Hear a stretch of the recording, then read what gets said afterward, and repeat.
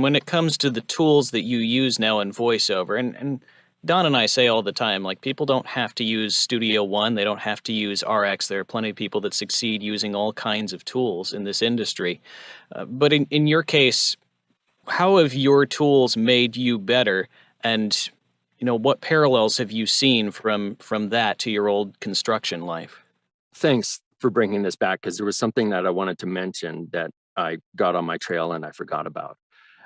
One thing that my dad told me when I was starting out in construction, and I was talking about getting tools when I was getting set up for myself, is he said, this is your career, this is your job, and this is how you earn a living to make money for your family.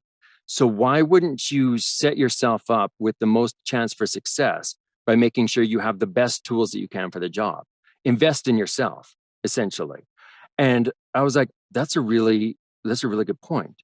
And so, and I get it in the fact that when you're starting out with something and you don't know if it's going to make you money, you're trying to do it as cheaply and as affordably as you possibly can. I understand that. But if you're serious about something and you believe that is something that you're going to be pursuing, you're going to want to invest in yourself. Because if you don't invest in yourself, or you don't believe in yourself enough, or what you're doing enough to invest in yourself, how can you expect anyone else to invest in it? Really? And so when it came to the tools of the trade, one of the things that during my research and time of looking through all of the comments and people going, for example, using DAWs as an example, Audacity was like, hey, it's free, it's easy, it's free, it's easy, it's free, it's easy. And there was a lot of people going, yeah, but it doesn't set you up for success later on. And so I had tried using Audacity and looking at it very, very early. I mean, like, you have to understand that when I was starting out and looking at all this stuff and coaching with Don and coaching with Sean, it was 7 months before I released my first audiobook after that. And so during that time was when I was learning about, okay, Audacity has some stuff that I'm not really feeling really good about. And I saw that people were using the click method and how long, and I was curious about that. And I was like, okay, well, that kind of makes sense. And yeah, you can stay in the moment and you can whatever. But then I would sit down and I would watch an interview with, say, Don and Amanda Rose Smith that they did. And they were talking about the reasons why you would want to use punch and roll and what that would mean and how that would look. So it's like, okay. And oh, it's non-destructive. And oh, it's okay. Well, yeah, it's a little bit more money, but it's not, I'm not paying $400 for a DAW. I'm paying $70 for a DAW, $80 for a DAW.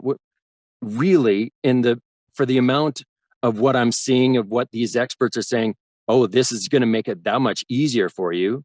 That saves you money down the way. Yeah, you might have to invest a little bit more at the beginning, but the amount of time and effort and energy it saves you down the road is astronomical. And I had a great example of this in the fact that I chose to go that route and buy Studio One and get the training from Don and learn how to do punch and roll correctly and have it all set up so that I could do my stuff. And I was blown away from what I had tried to do, my fledgling little attempts with Audacity at the beginning, to this and going, this is so much easier and better now that I have the hang of it. Yeah, there was a learning curve to it, but it was amazing. It was phenomenal. And I had help learning that curve from Don.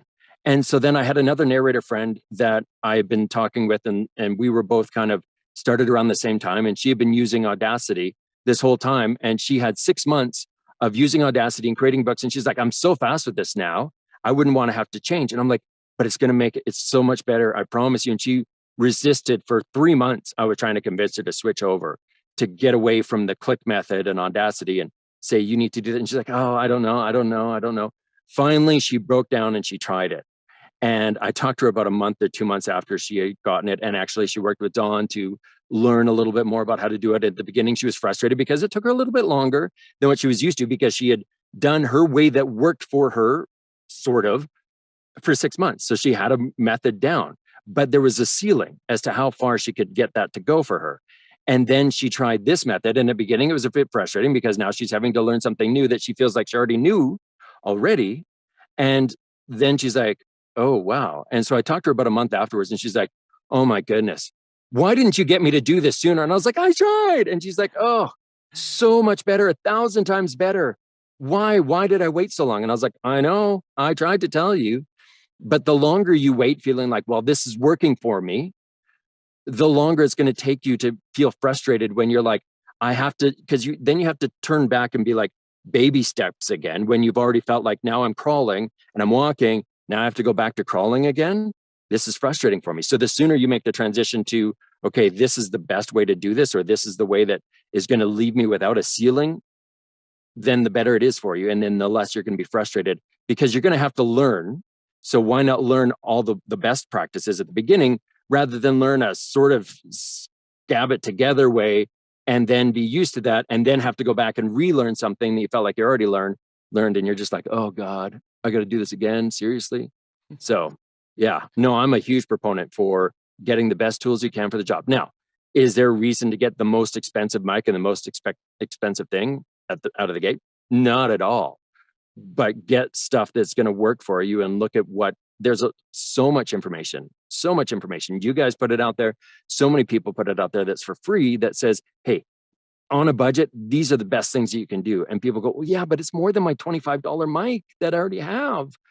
Yeah, but Well, were all the tools in construction free?